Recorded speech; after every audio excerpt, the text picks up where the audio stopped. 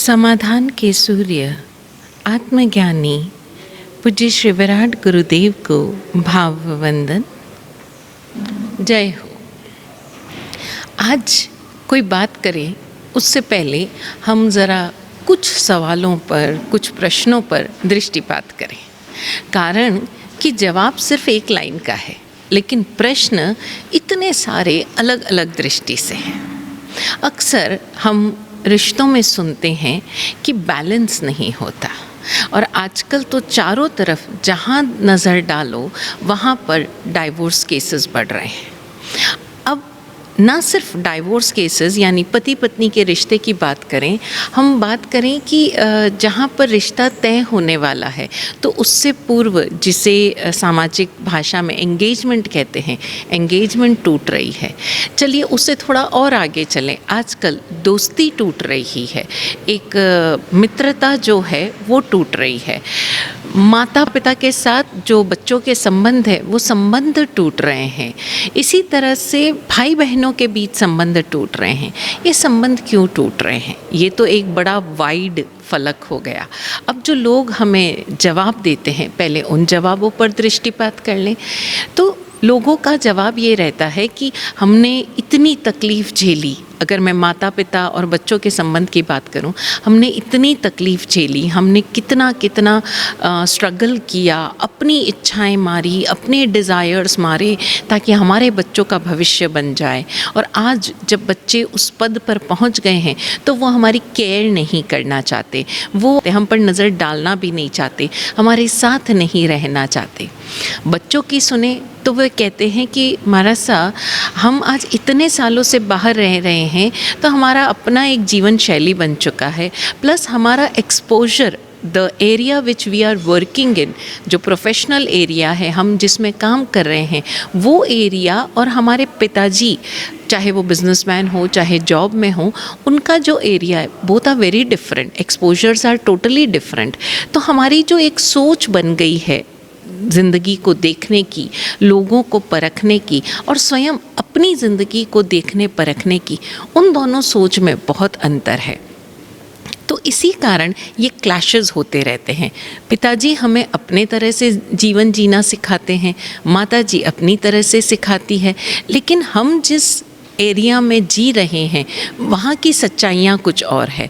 तो इसके कारण रोज़ाना क्लैशेस होते हैं। तो बेहतर यही है कि हम अलग रहें। अब ज़रा एक और नज़रिया देखें पति पत्नी के बीच में। आजकल लड़कियाँ भी इक्वली क्वालिफाइड है, और उनके भीतर भी एक ये भावना है कि भाई हम काम करें। अब जब वो काम करती हैं तो उन्हें लगता है कि जब हम काम कर रहे हैं और घर संभाल रहे हैं तो अगर पुरुष भी काम कर रहा है, ऑफिस में काम कर रहा है, तो घर में अगर मदद कर दे तो क्या बुराई है। अब यहाँ तक तो बात फिर भी ठीक होती है, लेकिन जब ये बात एक बराबरी पर आ जाती है कि भाई मैं भी जॉब कर रही हूँ तो मैं भी घर संभाल रही हूँ, मेरा पति भी जॉब कर रहा है तो उसे भी घर संभालना चाहिए, और ये कामों का बंटवारा हो जाता है, यहाँ तक कि खर्चों का बंटवारा हो जाता है। कौन कहाँ कितना एक्सपेंडिचर कर रहा है, किन चीज़ों पर कर रहा है, इन चीज़ों पर क्लैशेस हो जाते हैं। एक दूसरे को समय नहीं दे पाते, एक दूसरे की काम की महत्ता को नहीं समझ पाते, इसलिए गड़बड़ हो जाती है। फिर इसके बाद अगर हम देखें तो घरों में जो पुरानी पीढ़ी है और जो नई पीढ़ी है, यानी अगर मैं सास और बहू की बात करूं, इन दोनों के बीच में क्लैशेस हो जाते हैं। क्लैशेस क्यों हो जाते हैं? क्योंकि बहू का काम करने का तरीका अपना है और सास का अपना है। अब यहाँ पर बहुत सारे मैटर्स मायने रखते हैं। यहाँ की जैसे सास को लगता है कि भाई बहू कमाती है तो मुझ पे एहसान करती है, क्या हमें थोड़ी पैसा देती है, कमाती है तो अपने लिए कमाती है, तो उसे घर का काम तो करना ही चाहिए, हम क्या ज़िंदगी भर तुम्हारा काम करेंगे। और ये छोटी छोटी बातें इतना बड़ा रूप ले लेती है कि घर बिखर रहे हैं और किसी को भी किसी की गलती नहीं समझ में आ रही।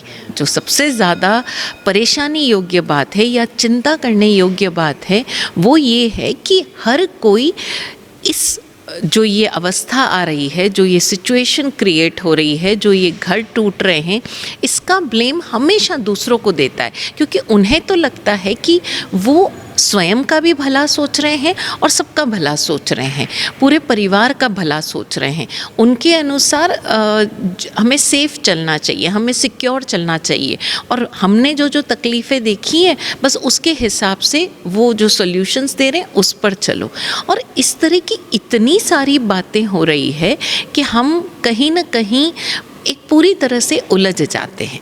अब यहाँ पर सब लोग जो वन लाइन सॉल्यूशन देते हैं या वन लाइन सॉल्यूशन चाहते हैं, वो कहते हैं कि हर चीज़ 50-50 होना चाहिए, हर चीज़ बैलेंस में होना चाहिए। जैसे दोनों अगर काम कर रहे हैं तो दोनों को ही घर का काम भी करना चाहिए, दोनों को ही घर में जो मीन्स अपना अपना शेयर देते हैं वो बराबर देना चाहिए। ये बैलेंस चाहिए। लड़कियां कहती है कि नहीं, ये तो होना ही चाहिए, हम ही क्यों करें, ये काम इनको, ये काम इनको, सास को ये करना चाहिए, बहू को ये करना चाहिए। ये जो बैलेंस है ना, हर जगह पर हर कोई 50-50 बैलेंस का झंडा उठाकर चल रहा है। और क्यों चल रहा है? बिकॉज़ ये आदर्श है, ये एक आइडियलिस्टिक सिचुएशन है, और हर किसी को लगता है कि idealistic situation is answer to everything. और ये आइडियलिस्टिक सिचुएशन हर जगह पर कायम होनी ही चाहिए, और अगर उससे ज़रा भी 19-20 है तो उसको माफ़ नहीं किया जा सकता, उसको कहीं ना कहीं बर्दाश्त नहीं किया जा सकता। उसमें ज़रा भी 19-20 आएगा तो उसको गड़बड़ कर दिया जाएगा। और इसमें एक और सबसे महत्वपूर्ण बात ये हो जाती है कि जो दो लोगों के बीच में मेन जो क्लैशेस हैं, वो लोग बैठकर आपस में बात नहीं करते, वो जाकर सॉल्यूशन ढूंढते हैं किसी और के पास। प्रॉब्लम सपोज़ ए और बी के पास है, अब बी जाएगा C-D-E-F के पास, जो ए है वो जाएगा M-P-Q-L-S के पास। अब ये अलग अलग लोगों के पास जा रहे हैं। वो ये भूल जाते हैं कि जहाँ पर भी इन दो लोगों के बीच बैलेंस की कमी है, तो बैलेंस तो यही दो लोग बनाएंगे ना। कोई जो तीसरा चौथा पांचवा आदमी है, पहला दूसरा आदमी है, वो क्या करेंगे?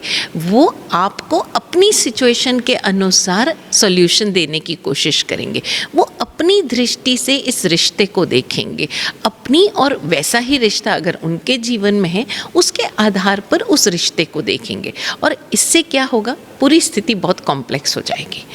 आजकल एक और चीज़ सबसे बड़ी है, हम सॉल्यूशन की बात करें उससे पहले जितनी समस्याएं हैं उन सब की बात कर लेते हैं। एक और चीज़ हो रही है कि जो यंगस्टर्स है, मैं खासकर यंगस्टर्स की बात करूँगी, जो यंगस्टर्स हैं वो अपने आसपास वाले जो लोग हैं उनकी प्रॉब्लम्स को इतना ज़्यादा देखते हैं, उनके आपस में घट रही प्रॉब्लम्स को सुनकर खुद पर इतना ज़्यादा इम्पोज कर लेते हैं कि वो किसी नए रिश्ते में जाने से डरने लगे हैं। उन्हें लगता है उनके साथ ऐसा हुआ तो कहीं हमारे साथ नहीं हो। अरे हमें तो पता है उसकी ज़रा भी गलती नहीं, गलती उस फैमिली की है, गलती उस स्पाउस की है। लेकिन हम समझें कि जब इम्बैलेंस होता है ना, तो दो लोगों के बीच में होता है। केवल एक जना इम्बैलेंस क्रिएट नहीं कर सकता, और अगर एक जना इम्बैलेंस क्रिएट करता भी है तो दूसरा जना उस बैलेंस को बनाने की कोशिश करे ना, लेकिन ये संतुलन बनता ही नहीं। कारण कि लोग उस असंतुलन की स्थिति को नहीं देख रहे हैं, वो दूसरे लोगों के संतुलन को देखकर वो सॉल्यूशंस लाके अपने उस असंतुलन पर, अपने उस इम्बैलेंस पर आरोपित करना चाहते हैं। अब बड़ी बातें आपने सुना होगा, आज मैं कोई घटना नहीं सुना रही, आज मैं कोई प्रसंग नहीं सुना रही, कारण कि चीज़ें बड़ी कॉम्प्लेक्स है। हम कैसे उन चीज़ों का सॉल्यूशन करेंगे? कई बार यंगस्टर्स पर ये चीज़ें भी थोपी जाती है, जैसे अगर कोई व्यक्ति बाहर जाकर काम नहीं करना चाहता, कॉरपोरेट जॉब में काम नहीं करना चाहता, घर बैठकर काम करना चाहता है, उसका अपना एक लक्ष्य है कि मैं इतना कमाना चाहता हूँ और मुझे इतनी अर्निंग चाहिए, मुझे एक पर्टिकुलर अमाउंट अपने जीवन यापन के लिए चाहिए। लेकिन होता क्या है कि दूसरे लोग कहते हैं, अरे तुम इतने से में संतुष्ट कैसे हो सकती हो? अरे क्यों अपना सारा पोटेंशियल बर्बाद कर रही हो? क्यों योग्यता बर्बाद कर रही हो? अरे तुम तो इतना इतना पैकेज पा सकते हो, why not go and serve, why not go into corporate sectors, why not go into your own business. अरे भाई, सामने वाले व्यक्ति की ऐसी कोई डिज़ायर्स ही नहीं है, लेकिन नहीं, परिवार वालों को अपनी कॉलर ऊंची करनी है। परिवार वालों को लगता है ये वेस्ट कर रहा है, लोग क्या कहेंगे, और ये LK के फैक्टर हर जगह पर ये इम्बैलेंस क्रिएट कर देता है। अब हम उत्तर की ओर बढ़ें, समाधान की ओर बढ़ें, क्योंकि समस्याएं तो बहुत सारी हो गई है ना। उत्तर एक है कि जो संतुलन है वो इन दो लोगों के बीच में है, और ये दो लोग, उस रिश्ते की बात कर रही हूँ। अब जैसे ये B है, ये इसका पति है या ये इसका मित्र है, तो इन दोनों के बीच में जो इम्बैलेंस है ना, वो यही दो व्यक्ति सॉल्व करेंगे। लेकिन ये जो व्यक्ति है, जो इसका पति है A का, वो C का बेटा भी है। तो अब B और C के बीच में भी अगर कोई प्रॉब्लम है ना, तो उसे B और C ही सॉल्व करेंगे। लेकिन जो बैलेंस या जिस कारणों से बैलेंस A और B के बीच में बन रहा है, सेम तरीके से माँ बेटे के बीच में नहीं हो सकता। वो बैलेंस की डेफिनेशन, उस बैलेंस की परिभाषा बिल्कुल डिफरेंट होगी। अब इस बैलेंस को समझें। आपने नोट किया होगा कि अगर आप एक तराजू आपने देखा होगा, बैलेंस, एक तरफ आप 1 किलो का वेट रखो और दूसरी तरफ आप सपोज़ लोहा रख दो, तो वो कितना सा लोहा होगा? इतना सा। अब आप ज़रा गुड़ रख दो तो वो गुड़ थोड़ा ज़्यादा होगा। लेकिन आप वहाँ पर रुई रख दो, कॉटन रख दो, है ना, वो कितना सारा वेट हो जाएगा, राइट।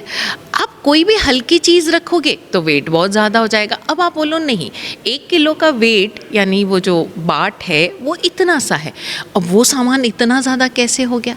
अरे बाबा, ये उसकी डेंसिटी पर, उसके वेट पर निर्भर करता है। तो यानी अब आप सोचो कि जो वेट में इक्वल है वो क्वांटिटी में भी इक्वल हो, सवाल ही नहीं पैदा होता, हो ही नहीं सकता। आप 1 किलो घी और 1 किलो पानी, किलो की बात कर रही हूँ, लीटर की नहीं, आप दोनों को सेम करना चाहो, सेम हो सकता है क्या? नहीं हो सकता, क्योंकि यहाँ पर बात वज़न की हो रही है। तो या तो वज़न इक्वल होंगे या जो वॉल्यूम है वो इक्वल होगा। तो ये जो बैलेंस है ये क्रिएट होगा अपनी अपनी एनर्जी के अनुरूप। यानी ये बैलेंस 60-40 भी हो सकता है कि जो पति है वो बहुत ज़्यादा एनर्जेटिक है, जो मेल है वो बहुत ज़्यादा एनर्जेटिक है, वो एक टाइम में बहुत सारे काम कर सकता है। तो सपोज़ हम उसकी एनर्जी को 70 मान लें, और जो फीमेल है यानी उसकी जो पत्नी है वो इतनी एनर्जेटिक नहीं है, वो अपनी काम अपनी स्पीड से करती है, तो हमने उसे 30 मान लिया। तो यहाँ पर जो बैलेंस है वो 70-30 का बैलेंस है। लेकिन जो दूसरा कपल है उसमें जो फीमेल है वो बहुत ज़्यादा एक्टिव है, वो एक टाइम में बहुत सारे काम कर सकती है, तो उसको हम 60 मान लें। लेकिन मेल जो है वो आराम आराम से काम करने वाला है, वो 40 हो गया। तो जो यहाँ पर बैलेंस 70-30 का था वो वहाँ पर बैलेंस 60-40 का हो सकता है। उल्टा भी हो सकता है कि कहीं पर फीमेल ज़्यादा एनर्जेटिक है, वो ज़्यादा काम कर सकती है, वो ज़्यादा अर्न कर सकती है, वो एक समय में बहुत सारी रिस्पॉन्सिबिलिटीज़ निभा सकती है, और मेल नहीं। लेकिन इस बैलेंस का प्रेम से क्या ताल्लुक़? प्रेम तो आपस में सहृदयता है, आपस में अनकंडीशनल है, उसमें इस एनर्जी का क्या लेना देना। तो हमें समझना होगा कि ये जो बैलेंस है ना, हो सकता है कहीं पर पिता ज़्यादा एक्टिव है, समझदार है, लेकिन बेटा उतना नहीं है। तो अब बेटे की एनर्जी को या बेटे की समझ को, बेटे की इंटेलिजेंस को, बेटे की अर्निंग पावर को पिता के साथ क्यों बैलेंस किया जाए कि नहीं, जितना ये कमा रहा है उतना तो तुम्हें कमाना ही चाहिए, तुम्हारे पिता भी इतना काम कर लेते। अरे बाबा, दोनों के काम करने की स्थिति में, दोनों के इंटेलिजेंस में अंतर है ना। उसी तरह से अगर एक बेटा बहुत ज़्यादा फास्ट है, वो इतना काम कर रहा है कि पिता से आगे बढ़ गया, लेकिन हर जगह पर ये बैलेंस काम नहीं आएगा कि बेटे की ड्यूटी बनती है, रिस्पॉन्सिबिलिटी बनती है कि वो पिता से ज़्यादा कमाए ही कमाए, पिता से ज़्यादा अर्न करे ही करे। लेकिन यहाँ पर गलती हो जाती है। हम लोग हर जगह पर बराबरी का बैलेंस ढूंढते हैं, पति पत्नी के रिश्तों में बराबरी का बैलेंस ढूंढते हैं, पिता पुत्र के रिश्ते में हम बेटे को हमेशा पिता से आगे बढ़ने वाला देखना चाहते हैं। कभी भी उसको पीछे या कमतर नहीं देखना चाहते या बराबर भी नहीं देखना चाहते। ऐसे में पिता खुद हंसी उड़ाएगा, पिता खुद मजाक बनाएगा, हाँ इतना तो हमने भी कर लिया, तुमने क्या तीर मार लिया। सो हमें ये समझना पड़ेगा कि एक पर्टिकुलर इंसान की, चाहे दो बेटे हो चाहे बेटे बेटी हो, अक्सर हम देखते हैं कि बेटियां कई बार जैसे बहुत इंटेलिजेंट है और बेटा नॉर्मल है, हम कहेंगे देख ये लड़की होकर इसका तू ईयरली पैकेज देख और तू देख तू क्या कर रहा है, अरे इसको देख ये तेरे से छोटी होकर आज कितना कमा रही है, तू बड़ा होकर कितना कमा रहा है। सो हमें ये बार बार देखना पड़ेगा।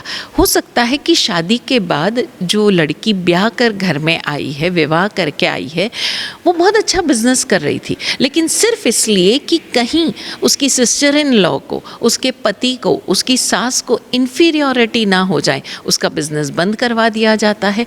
क्यों? क्योंकि अरे हमारे यहाँ कोई काम नहीं करता, घर कौन संभालेगा, हम क्या ज़िंदगी भर घर संभालते रहें। इस तरह से उसकी योग्यता को ख़त्म कर दिया गया। अब ये इम्बैलेंस क्रिएट हो गया, क्योंकि जो योग्यता उसके अंदर थी वो उसके पति की योग्यता के साथ मैच कर रही थी, और इसी क्वालिटीज़ के साथ पति ने उस लड़की को अपनी पत्नी के रूप में पसंद किया था, लेकिन ये बाहरी दूसरी परिस्थितियाँ इसे ख़त्म कर देती है। तो हम ज़रा समझें कि बैलेंस हमेशा दो व्यक्तियों के बीच में होगा और ये बिल्कुल इंडिविजुअल होगा। इन दो लोगों को जो उस रिश्ते में बंधे हैं, चाहे वो मित्रता हो सकता है एक मित्र बहुत ज़्यादा देता हो और वो इसी बात में खुश है कि वो अपने मित्र की मदद कर पा रहा है, या अपने मित्र को देकर उसे पैम्पर करके वो खुश होता है। ज़रूरी नहीं कि वो जो दूसरा है वो उसे पैम्पर करे, वो उसका उतना ही ख्याल रखे। इट इज़ ऑलवेज बराबरी नहीं होती।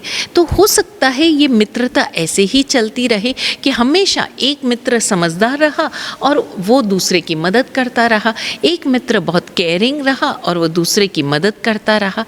उन दो लोगों को डिसाइड करना होगा, लेकिन नज़रें बाहर की ओर घुमाकर नहीं, एक दूसरे की ओर रख के। उन दोनों व्यक्तियों को एक दूसरे की आंख में आंख डालकर, एक दूसरे को पूरी तरह 100% देखते हुए ये बैलेंस क्रिएट करना होगा। और जब वो दोनों आपस में ये बैलेंस क्रिएट कर पाएंगे, आपने जिक्सो पज़ल देखी है, वो जो एक कट होता है ना, वो उसी दूसरे जो पिक्चर है उसमें फिट होगा, कहीं दूसरी जगह फिट नहीं होगा। तो एक जिक्सो पज़ल कंप्लीट तभी होगी जब वो दो टुकड़ों जो है वो आपस में पूरी तरह फिट होंगे, किसी तीसरे टुकड़े के यहाँ जाने से फिट नहीं होंगे, या वो टुकड़ा कहीं और जाके पूछ के फिर वहाँ फिट नहीं होगा। इसी तरह से जो भी रिश्ता है उसमें वो जो दो लोग हैं उन दोनों को आपस में डिसाइड करना होगा कि ये रिश्ते में बैलेंस कैसे क्रिएट किया जाए। एक और चीज़ इसमें जुड़ी हुई मिलती है कि अक्सर शादी ब्याह के मामलों में कुंडलियाँ देखने को मिलती है। तो ऐसे ही एक बार मैंने किसी एस्ट्रोलॉजर से पूछ लिया, बात की कि बाबा ये मंगल के मामले में ये क्यों गड़बड़ी होती है, ऐसा क्यों कहा जाता है कि ये शादियाँ टिकती नहीं। तो उस एस्ट्रोलॉजर ने मुझे एक बड़ी प्यारी बात समझाई। उसने कहा, महाराज साहब, मंगल तेज़ होने का मतलब होता है कि व्यक्ति बहुत ज़्यादा एनर्जेटिक है, लड़की बहुत एनर्जेटिक है, लड़का बहुत एनर्जेटिक है। अब जब एनर्जेटिक होगा तो वो काम भी बहुत ज़्यादा करेगा, उसका जो एनर्जी लेवल है वो बहुत हाई होगा, वो जो चीज़ों को रिएक्ट करेगा वो बहुत ज़्यादा होगा। अब इस रिएक्शन को, जो उसका एंग्जाइटी लेवल है काम करने का, उसको कई बार गुस्सा मान लिया जाता है। तो वो जो रिएक्ट करेगा ना, उसको किसी और की बात समझ नहीं आएगी। जैसे अगर मैं लड़की की बात करूँ तो अगर एक लड़की का मंगल बहुत स्ट्रॉन्ग है तो वो घर में काम ज़्यादा करेगी, और वो इतना काम करेगी, इतना जल्दी काम करेगी, फास्ट काम करेगी कि बाकी के लोगों को इन्फीरियॉरिटी हो जाएगी, बाकी के लोगों को जेलसी हो जाएगी। अगर उसकी तारीफ हो गई तो और गड़बड़ हो जाएगी, और वही रिश्तों में खींचतान, क्लेश पैदा करेगी। और फिर वो जो व्यक्ति है ना जिसका मंगल तेज है, वो दूसरों से भी एक्सपेक्ट करेगा, यार जब मैं इतना काम कर सकती हूँ ये लोग क्यों नहीं कर सकते, ये सुबह से शाम गुजार देते इतने से काम में, मैंने तो ये काम 10 मिनट में कर दिया। अब ये एक्सपेक्टेशन इस रिश्ते को ख़त्म कर देता है। अगेन वो जो बैलेंस है वो खुद भी और उसके आसपास वाले भी 50-50 का चाह रहे हैं, जबकि ये बैलेंस 50-50 का हो ही नहीं सकता। तो ये जो भ्रांत धारणा बन गई कि मंगल के कारण शादियाँ टूटती है, शादियाँ उसके कारण नहीं टूटती, शादियाँ टूटती है वो अंडरस्टैंडिंग की कमी होने के कारण, वो समझ की कमी होने के कारण, उस व्यक्ति को जिसको सो कॉल्ड मंगल तेज है उसकी एनर्जी को सही दिशा में नहीं मोड़ पाने के कारण। उस व्यक्ति को क्या चाहिए कि भाई मैं जो काम कर रहा हूँ थोड़ा सा एप्रिसिएशन चाहिए, प्लस सहयोग चाहिए। वो जिस एनर्जी से काम कर रहा है उस एनर्जी को हमें मेंटेन करना होता है, उसको मैच नहीं करना होता, उसको लोअर डाउन नहीं करना होता, बस इतना सा करना होता है। तो हम ज़रा इन सब चीज़ों से बाहर निकलें, कुंडली के नाम से या जो सो कॉल्ड ज़माने में जो चल रहा है क्या होना चाहिए, इन सब से बाहर निकलें और जो दो लोग एक रिश्ते में बंधने वाले हैं उनकी आपस की एनर्जीज़ को देखें, उनके स्वभाव को देखें, उनकी बनावट को देखें और उसमें बैलेंस क्रिएट हो। और ये बैलेंस उन दो लोगों के बीच में क्रिएट होगा। और जब ये दो लोग आपस में ये बैलेंस क्रिएट करने की कोशिश कर रहे हैं तो आसपास के लोगों को चाहिए कि वो उसमें बीच में इंटरफेरेंस ना करें। क्योंकि अक्सर क्या होता है कि हमने देखा है कि पति कुछ नहीं बोलता, अगर पत्नी बहुत ज़्यादा एनर्जेटिक है, वो खूब सारा काम कर रही है, बहुत कुछ कर रही है, तो पति कुछ नहीं बोलता, तो आसपास वाले जो लोग हैं, घर के अन्य लोग, उनके अंदर कुटबुलाहट चलती है, ये ऐसा कुछ कह क्यों नहीं रहा है, देखो कितना गुस्सा करती है, देखो कितना फास्ट बोलती है, कितना सुना देती है, कुछ बोल ही नहीं रहा है ये पति, ये तो अपने पति को दबाती है। जबकि उन दोनों के बीच में मामला उल्टा है, उन दोनों के बीच में एक पैक्ट हो चुका है कि बाबा जब मुझे गुस्सा आए ना तुम चुपचाप सुन लेना, फिर मेरी जो भी गलती है वो मुझे तुम अकेले में बोल देना। और पता नहीं, उन बाकी घर वालों को पता नहीं कि ये जो व्यक्ति है, ये जो पति है, ये डेली अपने पत्नी की क्लास लेता है अकेले में और पत्नी सुनती है, लेकिन वो जो बोलती है वो सबके सामने बोलती है। तो अब ऐसे मामलों में गड़बड़ियाँ हो जाती है और हमारे पास कई लोग आते हैं, हमारा सा इस बच्चे का गुस्सा बहुत तेज है, हमारी बहू बहुत ज़्यादा गुस्सा करती है, बस चुप ही नहीं रहती, जब देखो तब तुरंत बोल देती है, बड़ी वाली बड़ी सीधी है। अब उनको ये पता नहीं कि वो जो सीधी है ना वो चुप रहकर अंदर ही अंदर घृणा द्वेष पनपा रही है, लेकिन ये जो छोटी है, ये जो बोल रही है ना, ये बोलकर ख़त्म कर रही है, उसने रिस्पेक्ट और समझ में कहीं कोई कमी नहीं रखी। हमें बहुत सारी चीज़ों को समझकर समझना होगा। मात्र एक सिंगल लाइन के आधार पर हम रिश्तों को टेस्ट ना करें, हम रिश्तों के प्रति जजमेंटल ना बने, हम व्यक्तियों के प्रति जजमेंटल ना बने। पहली चीज़ ध्यान रखें, एक्सेप्ट कर लें, वो जो व्यक्ति जैसा है, जो है जैसा है उसको पूरी तरह से स्वीकार कर लें। और जब आप स्वीकार कर लोगे ना तब आपको समझ में आएगा कि उत्तर बड़ा आसान है। It's just the balance that needs to be created, and that balance can be 40-60, 60-40, 70-30, even 80-20 also, even 80-20 also, क्योंकि वो जो इतना सुपर एनर्जेटिक व्यक्ति है ना, उसे कुछ नहीं चाहिए, उसको ऐसा व्यक्ति चाहिए जो उसकी एनर्जी को पूरी तरह से स्वीकार कर सके, सहन कर सके, और वो समझदार है व्यक्ति, तो वहाँ पर 80-20 का बैलेंस भी हो सकता है। हम ये नहीं कह सकते कि ये बैलेंस कैसे संभव है, संभव है, वो दो व्यक्ति चाहे तो। क्यों? क्योंकि उनके बीच में प्रेम है, प्रेम अनकंडीशनल होता है, वहाँ पर कोई 50-50 का कंडीशन नहीं होता। और जहाँ पर भी हमारे दिमाग में ये जो कीड़ा है वो उठकर आए कि अरे इसमें तो 50-50 का बैलेंस ही नहीं है, मैं ही क्यों झुकूँ, मैं ही क्यों कर लूँ, अपने आप को याद दिलाना, यहाँ प्रेम सूख गया है, यहाँ प्रेम ख़त्म हो गया है, हमें प्रेम को रिजुवनेट करना है। सबसे बड़ी चीज़ है समझदारी, और ये समझदारी क्रिएट हो गई, प्रेम होगा, प्रेम होगा तो रिस्पेक्ट होगा। और रिश्तों में अगर समझदारी, प्रेम और रिस्पेक्ट हो तो हर रिश्ता खिलेगा, खुलेगा, फलेगा ही। सद्गुरुदेव की कृपा से सबका जीवन सुखमय हो, शांतिमय हो, सादगीमय हो, प्रेम पूरित हो, यही सद्भावना। ओम शांति।